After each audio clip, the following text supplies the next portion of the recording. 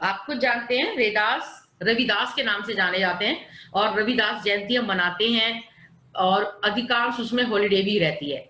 उनका जो नाम था वो रविदास था, लेकिन रैदास के नाम से उन्होंने अपनी रचनाएं लिखी हैं, तो हम संत रविदास को ही रैदास भी कहते हैं। इनका जन्म 1388 में हुआ था और कहते हैं, निधन के बारे में पूरी जानकारी नहीं है, लेकिन माना जाता है कि शायद 1518 में इनका निधन हुआ था।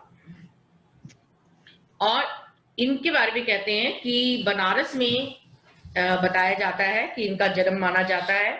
सिकंदर लोदी जी ने इन्हें दिल्ली आने के लिए भी आमंत्रित किया था, लेकिन ये खुद गए नहीं थे क्योंकि ये तो भगवान की भक्ति में ही लीन हो गए थे। और जो भक्ति काल के कवि हैं उसमें इनका नाम आप जानते हैं, कबीरदास हुए, रविदास जी हुए, रहीमदास जी हुए, सब ये मध्य युगीन भक्ति काल के कवियों में से हैं। उच्च कोटि के संत माने जाते हैं रैदास जी। मूर्ति पूजा, तीर्थ यात्रा जैसे दिखावों के बारे में रैदास जी ने लिखा है कि वो हमेशा भगवान की भक्ति करते थे, लेकिन वो कहते थे कि मूर्ति पूजा करना व्यर्थ है, गलत है, तीर्थ यात्रा करना गलत है।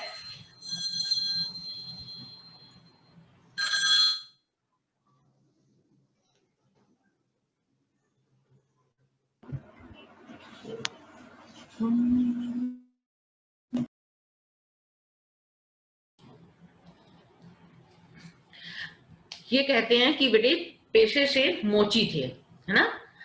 तो ये क्या काम करते थे, एक बार जब इनके कहते हैं कि तीर्थ यात्रा वगैरह का इन्होंने विरोध किया है, तो सबके सब तीर्थ यात्रा करने जा रहे थे, गंगा नहाने जा रहे थे। इनसे भी कहा कि चलो रविदास तुम भी चलो, तो इन्होंने कहा था मन चंगा तो कटौती में गंगा। तो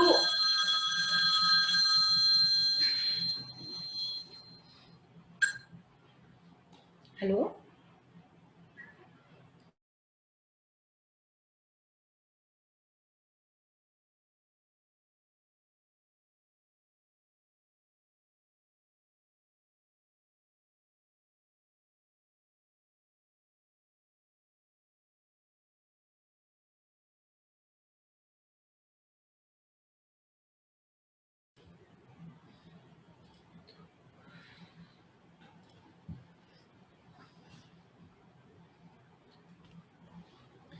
इसे आगे फिर उन्होंने बताया कि जैसे मैंने बताया, तो सब कहने लगे, तो उन्होंने कहा क्योंकि वो जिसमें वो नहीं होता जो धागा वो सिलते हैं जूते चप्पल, तो उसे कहते हैं, वो धागा वो उसमें भिगो के रखते हैं, उसी को कहते हैं कि कटौती, मतलब एक कटोरा टाइप का।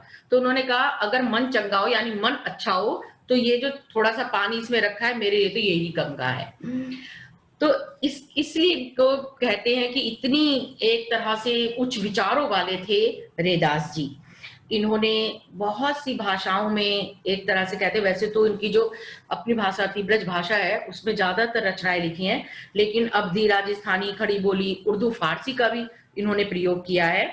इन्होंने उपमा, रूपक और अनुप्रास अलंकारों का अपनी रचनाओं में बहुत अधिक प्रयोग किया। अब जो हम पद पढ़ेंगे तो जहां जहां उनकी रचनाओं में हम देखेंगे जो जो से अलंकार है मैं वो आपको बताती जाऊंगी। इन्होंने, आप जानते हैं बेटे कि रैदास जी के 40 पद हैं जो सिखों का पवित्र ग्रंथ है गुरु ग्रंथ साहिब, उसमें सम्मिलित हैं। तो गुरु ग्रंथ साहिब में इनके 40 पद लिए गए हैं। तो एक तरह से चाहे किसी भी धर्म की बात हो, जाति धर्म के का हमेशा इन्होंने विरोध किया। उनका मानना था भगवान ने सबको एक समान बनाया है और भगवान अपनी कृपा सब पर करते हैं, उनके लिए कोई भेदभाव नहीं था। तो बच्चों हम स्टार्ट करते हैं। रैदास जी का पद, पहला पद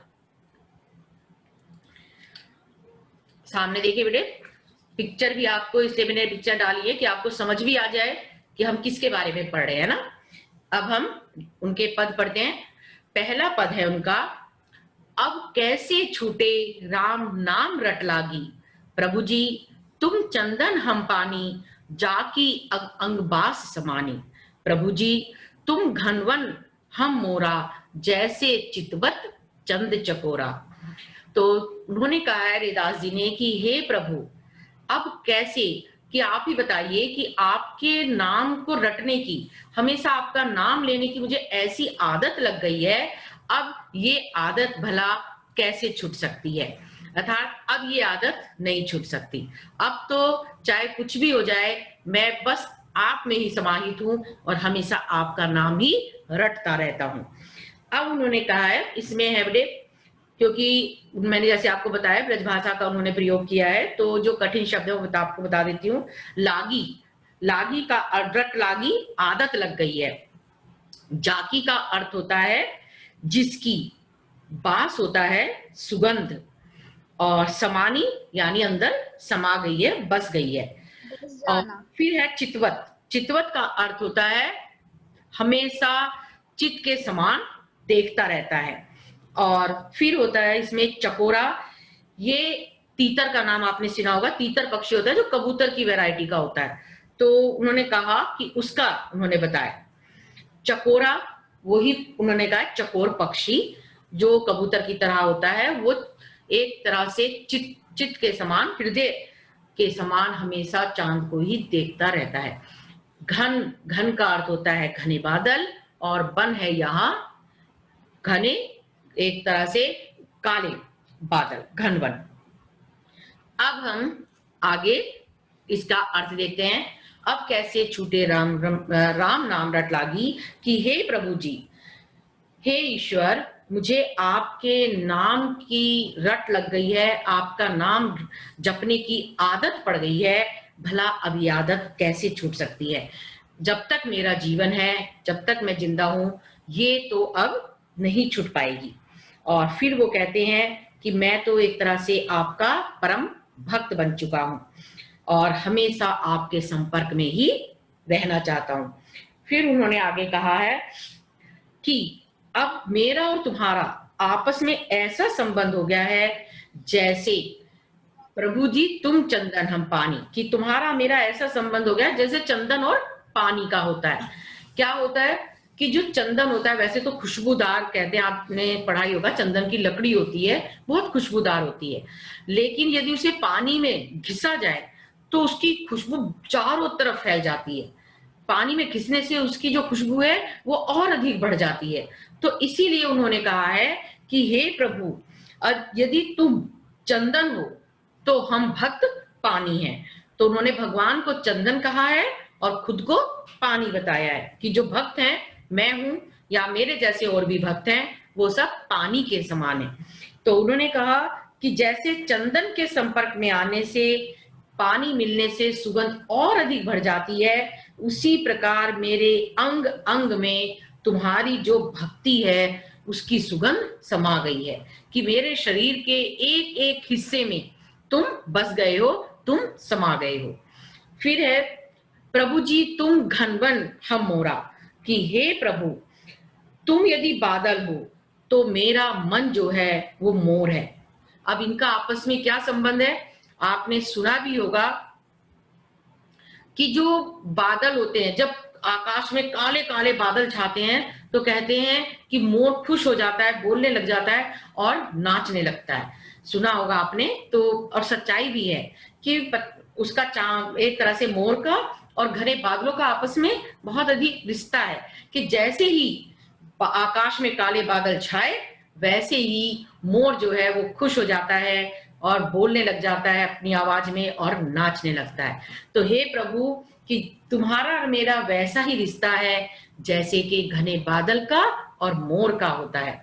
और फिर उन्होंने कहा तुम्हारा मेरा ऐसा रिश्ता है जैसे चितवत चंद चकोरा, कि मैं तुम्हें उसी तरह से हर समय देखता रहता हूं, मैं हमेशा तुम्हारी भक्ति में उसी प्रकार लीन रहता हूं जैसे कि चकोर पक्षी हमेशा चांद को ही देखता रहता है। तो उसी प्रकार मैं आपको देखता रहता हूं। ये जो चकोर पक्षी हो, मैंने आपको जैसे बताया बेटे, तीतर इसे बोलते हैं और कबूतर के जैसा होता है, लेकिन कहते हैं कि साइंटिफिक रीजन तो कुछ और है, लेकिन वैसे अब कभी तो इनकी पहुंच तो बहुत ऊंची है, ये तो इनके विचार कहाँ से कहाँ पहुंच जाए कुछ नहीं कह सकते। जो मन के भाव हैं वो, हम तो साइंस में एक तरह से विज्ञान में उन्हें कुछ कहते हैं और कभी जो है वो तो पता नहीं उसकी सोच कहाँ तक है। तो उन्होंने तो ये कहा, वैसे तो ये कहते हैं कि वो ऊपर आकाश को देखता रहता है पानी के लिए, कि कब वर्षा हो और वो एक तरह से पानी पिए। लेकिन सच्चाई है कि जो चकोर पक्षी होता है वो हमेशा ऊपर को ही देखता रहता है, चांद को ही निहारता रहता है, तो आकाश को देखता है या चांद को। लेकिन रैदास जी का कहना है कि वो हमेशा जो जिस प्रकार चकोर पक्षी है हमेशा चांद को देखता रहता है, उसका ध्यान चांद में ही लगा रहता है, उसी प्रकार हे प्रभु मेरा मन भी हमेशा आपकी भक्ति में ही लीन रहता है, मैं भी सिर्फ आपके दर्शन और आपकी चाहता हूं। तो ये उन्होंने बताया है। तो बच्चों समझ में आ गया होगा अब कैसे छूटे राम नाम रट लागी, प्रभु जी तुम चंदन हम पानी, जाकी अंग अंग बास समानी। प्रभु जी तुम घनबन हम मोरा, जैसे चितवत चंद चकोरा। अब इसमें बेटे देख लीजिए कौन कौन से अलंकार हैं। राम नाम अनुप्रास अलंकार, उसके बाद है अंग अंग पुनरुक्ति प्रकाश अलंकार, लास्ट ईयर मैंने आपको पढ़ाए थे ये, एक ही शब्द की जब पुनरावृत्ति होती है तो पुनरुक्ति प्रकाश अलंकार होता है। राम नाम में एक अक्षर की पुनरावृत्ति हुई है इसलिए वो अनुप्रास अलंकार है। और तुम घनवन हम मोरा, चितवत चंद चकोरा, ये तुम घनवन में रूपक अलंकार है, चितवत चंद चकोरा में फिर अनुप्रास अलंकार है क्योंकि चाचा शब्द की पुनरावृत्ति हुई है। तो ये था हमारे पहले पद की 3 लाइनें। अब आगे अच्छी तरह बच्चे समझ में आ गया होगा। आगे उन्होंने कहा है प्रभु जी तुम दीपक हम बाती, जाकी ज्योति बड़े दिन राती।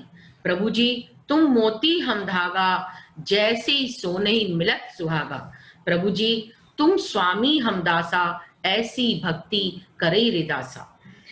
अब उन्होंने आगे कहा है, पहले वो कहते हैं हे प्रभु यदि तुम दीपक हो तो हम उस दीपक की बत्ती हैं, जो दीपक में बत्ती लगाई जाती है जो जलती है, तो उसके बारे में कहते हैं कि हे प्रभु यदि तुम दीपक हो तो हम भक्त जो है वो दीपक में जलने वाली बत्ती हैं। और फिर उन्होंने आगे कहा है कि आपके और हमारे, कि हम आप में इस तरह से समा गए हैं कि इस तरह से हमारी भक्ति दिन रात बढ़ती ही जा रही है। जाकी ज्योति कि हमारी भक्ति, हमारी ज्योति, हमारा प्रकाश दिन प्रतिदिन बढ़ता ही जा रहा है। अब इसमें है बेटे बातें आप जानते ही हैं, जैसे मैंने बताया रुई की जो बत्ती होती है उसे कहते हैं ज्योति। ज्योति होता है ज्योति प्रकाश, बड़े का अर्थ होता है बढ़ना, और दिन का अर्थ आप जानते ही हैं दिन, और राति का अर्थ होता है रात। कि उनकी जो जिस इस दीपक की और बत्ती की जो ज्योति है, जो प्रकाश है, वो दिन प्रतिदिन बढ़ता ही चला जा रहा है। तो इसके माध्यम से वो कहते हैं कि हे प्रभु कि आपका यदि आप दीपक हैं तो हम बत्ती की तरह हैं, दिन रात भक्ति की आस में हमारा जो अस्तित्व है वो जलता ही जा रहा है। अर्थात हम तो हर समय सिर्फ आपकी भक्ति में ही रहते हैं। और फिर उन्होंने कहा है प्रभु जी तुम मोती हम धागा, कि हे प्रभु यदि तुम मोती हो तो हम धागा है। आप जानते हैं मोती और धागे को मिलाने से ये एक सुंदर माला बनती है। तो उन्होंने फिर आगे कहा है कि हे प्रभु तुम मोती के समान हो तो मैं जो हूं, मैं भक्त उसमें धागे के समान हूं। कि मोती जो होता है आप जानते हैं बहुत पवित्र होता है, सुंदर होता है, बहुत चमकदार होता है, उज्जवल होता है। तो इसलिए उन्होंने भगवान को मोती कहा है और खुद को एक मामूली जो धागा उसके अंदर पिरोया जाता है मोतियों के, खुद को उन्होंने धागा माना है। तो उन्होंने कहा मैं उसमें पिरोया हुआ धागा हूं और तुम्हारे मेरे संबंध से ही उन्होंने कहा कि एक सुंदर माला बनती है। तो हम दोनों आपस में इसी तरह समा गए हैं, मैं आप में उसी तरह से समा गया हूं जैसे मोती में धागा समा जाता है। और फिर वो कहते हैं जैसे सोनहि मिलत सुहागा, हम आपस में इस तरह से मिल गए हैं कि मैं आपके अंदर उस तरह से समा गया हूं जैसे सोने में सुहागा मिला देते हैं। सोने में सुहागा मिलाने से सोने की चमक और अधिक बढ़ जाती है। अब आप सोच रहे होंगे सुहागा क्या होता है। सुहागा बेटे एक तरह से उन्होंने कहा कि पाउडर जैसा होता है, वैसे वो जमा हुआ भी होता है और कहते हैं समुद्र में शायद समुद्र से निकलता है। तो वो होता है, वो एक पदार्थ होता है और उसे पाउडर भी बना दिया जाता है। तो वो जब वो पाउडर में अगर सोना घिसा जाता है या सोने में उसे मिलाया जाता है तो कहते हैं सुहागे से अगर सोने को चमकाया जाए तो सोने की चमक और अधिक बढ़ जाती है। इसलिए उन्होंने यहाँ ये उपमा दी है कि हे प्रभु, यदि तुम मोती हो तो हम धागा हैं, और हम दोनों आपस में ऐसे ही मिल गए हैं जैसे सोने में सुहागा मिल जाता है। यानी जिस तरह से सुहागे से के घिसने से सोने की चमक बढ़ जाती है, वैसे ही आपके साथ मेरा समन्वय हो गया है, एकाकार हो गया है, और अब मैं भी आपके साथ साथ प्रसिद्ध हो गया हूं। फिर वो कहते हैं, प्रभु जी तुम स्वामी हम दासा, ऐसी भक्ति करे रे दासा। कि हे प्रभु, यदि तुम स्वामी हो, यदि तुम भगवान हो, तो हम तुम्हारे नौकर हैं, तुम्हारे दास हैं। और ऐसी ही भक्ति ये भक्त रेदास करता है, अर्थात ऐसी दास्य भाव की जो भक्ति है वो मैं आपके सामने प्रकट कर रहा हूं। तो वो उन्होंने कहा है, अब समझ में आ गया होगा बेटे, प्रभु जी तुम दीपक हम बाती, कि हे प्रभु यदि तुम दीपक हो तो हम बत्ती हैं। और फिर उन्होंने कहा जिसकी ज्योति, जिसका प्रकाश दिन प्रतिदिन बढ़ता ही जा रहा है, अर्थात मेरी भक्ति आपके लिए दिन प्रतिदिन बढ़ती ही जा रही है। फिर वो कहते हैं, प्रभु जी यदि तुम मोती हो तो हम भक्त धागा हैं।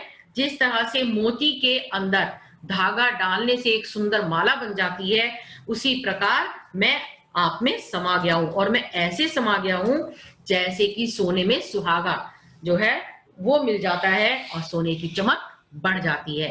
फिर वो कहते हैं, हे प्रभु जी मैं तो आपसे बस यही कहता हूं, आप मेरे स्वामी हैं और मैं आपका दास हूं। और ये वेदास, ये रविदास आपके प्रति ऐसी ही भक्ति रखता है।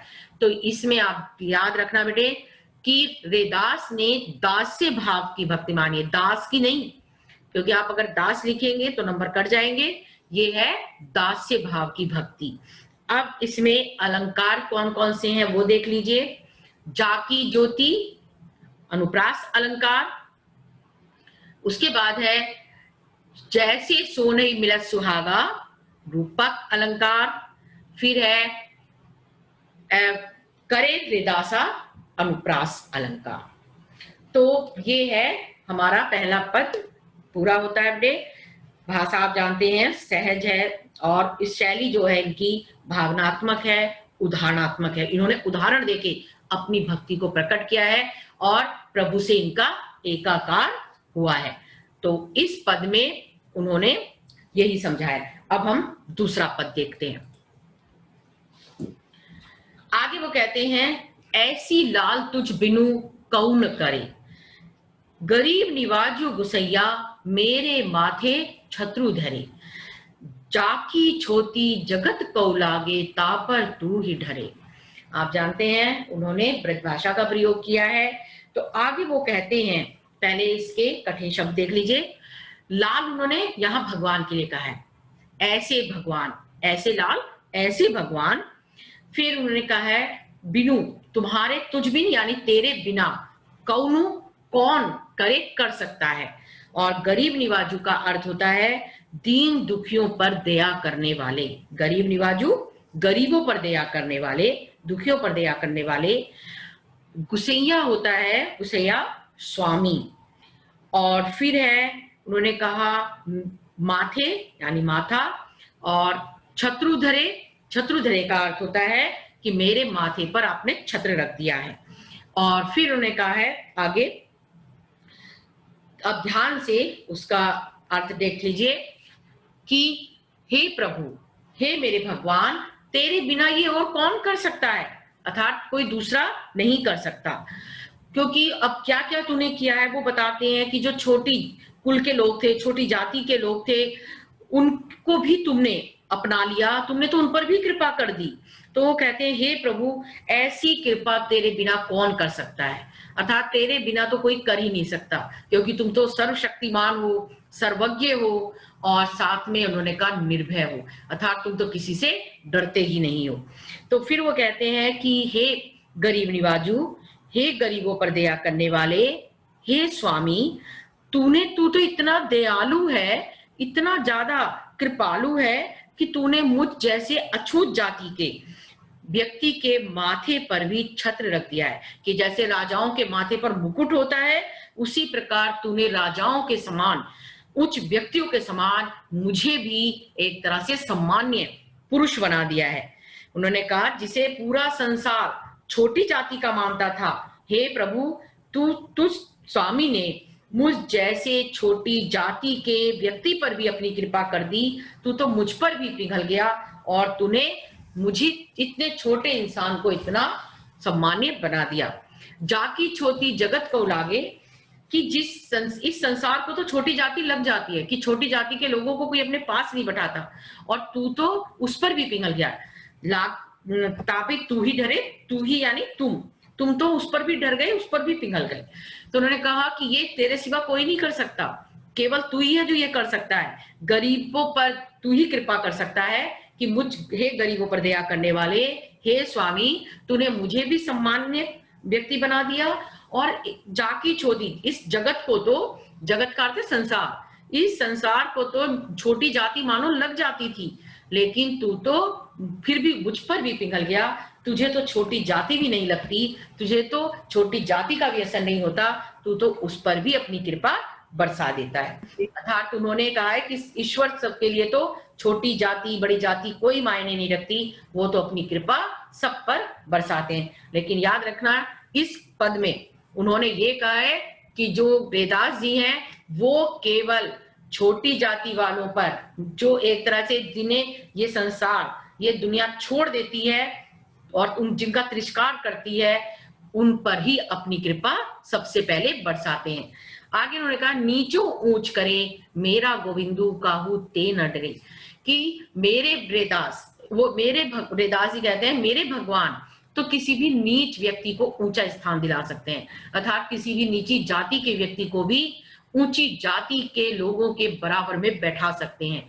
मेरा गोविंदू काहू ते न डरे, गोविंदो में भगवान, मेरा भगवान कभी किसी से नहीं डरता, क्योंकि वो तो निडर है। फिर उन्होंने कहा नामदेव कबीरू तिलोचनु सदना सेनु तरे, कही रविदासु सुनो रे संतो हरि जीव ते सभे सरे। फिर उन्होंने ये नाम लिए हैं, नामदेव, कबीर, त्रिलोचन, सधना, सेन, कि हे प्रभु तूने तो ये सारे, इनके नाम बेटे इसलिए आए, ये सब छोटी जाति के थे। जो नामदेव थे उनके बारे में कहा जाता है कि नामदेव और त्रिलोचन दोनों के दोनों कुम्हार थे। कबीर दास जी आप जानते हैं जुढ़ाए थे। सधना जो थे वो कसाई थे, और सेन जो थे उनके बारे में कहा जाता है कि वो एक नाई थे। अर्थात ये सभी छोटी जाति के थे जिन्हें संसार छोटी जाति का मानता था। तो कहते हैं कि तूने तो इन सारे छोटी जाति वालों को भी तर दिया, यानी उनका भी उद्धार कर दिया, उन्हें भी संसार में सम्मान्य बना दिया। आप जानते हैं संत नामदेव, संत कबीर, संत त्रिलोचन, संत सधना, ये सारी बेटे आप फोटो देख रहे होंगे, ऊपर कबीरदास जी आपको नजर आ रहे हैं, फिर उनके बराबर में आप देख रहे हैं नामदेव हैं, फिर सधना है और नीचे सेन है। तो ये सारे के सारे छोटी जाति के लोग थे जिनका ये संसार तिरस्कार करता था, लेकिन इन्होंने, भगवान ने इन पर ऐसी कृपा की कि ये सारे सम्मान्य व्यक्ति बन गए, उच्च जाति के लोग भी इनके चरण छूने लगे, ये इतने उच्च कोटि के बन गए, इसलिए इनका उदाहरण दिया है। फिर वो कहते हैं कि कही रविदास, रविदास जी कहते हैं कि हे संतो सुनो, हे भक्तों सुनो। फिर कहते हैं संतो हरिजीव तो सबे, कि मेरा भगवान सब कुछ कर सकता है। हरिजीव मीन्स ईश्वर, हरि आप जानते हैं ईश्वर के लिए कहा गया है कि मेरा हरिजीव, मेरे भगवान सभे सरे सब कुछ कर सकते हैं, उनके लिए तो कुछ भी असंभव नहीं है। तो उन्होंने फिर अब देख लीजिए, नीचों ऊंच करे, नीचे व्यक्ति को भी ऊंचा स्थान दिला सकते हैं। मेरा गोविंदू, गोविंदू फिर वही है, मेरे गोविंद, मेरे स्वामी, मेरे भगवान, काहू ते न डरे, कभी किसी से नहीं डरते। फिर उन्होंने कहा नामदेव कबीर त्रिलोचन सधना सेन उतरे, नामदेव कबीर त्रिलोचन सधना सेन, तुमने इन सभी को तर दिया, तुमने इन सबका उद्धार कर दिया, इन छोटे व्यक्तियों को भी ऊंचा स्थान, सम्मान्य व्यक्ति बना दिया, ऊंचा स्थान दिला दिया। और फिर अंत में कहते हैं कि हे संतो सुनो, कि रविदास जी कहते हैं, कहीं रविदासु, रविदास तुमसे कहता है संतो, मेरा भगवान तो सब कुछ कर सकता है, सभे सरे सब कुछ कर सकता है। अब इसमें आप देखिए बेटे, सभे सरे अनुप्रास अलंकार है, सासा की पुनरावृत्ति हुई है। तो ये था बेटा हमारा आज के दोनों पद। उम्मीद करती हूं आपको अच्छी तरह से पद समझ में आ गए होंगे। इसमें उनकी भक्ति दास्य भाव की है। पहले वाले पद में उन्होंने एकाकार बताया भगवान के साथ कि भगवान और मैं किस तरह आपस में एक हो गए हैं, और दूसरे पद में उन्होंने भगवान को सर्वोपरि बताया है कि भगवान की विशेषताएं बताई हैं कि भगवान नीचे को भी ऊंचा स्थान दिला सकता है, सर्वशक्तिमान है, सर्वज्ञ है, निडर है, दयालु है, कृपालु है, ये सब बताया। तो दूसरे पद में उन्होंने भगवान की विशेषताएं बताई हैं।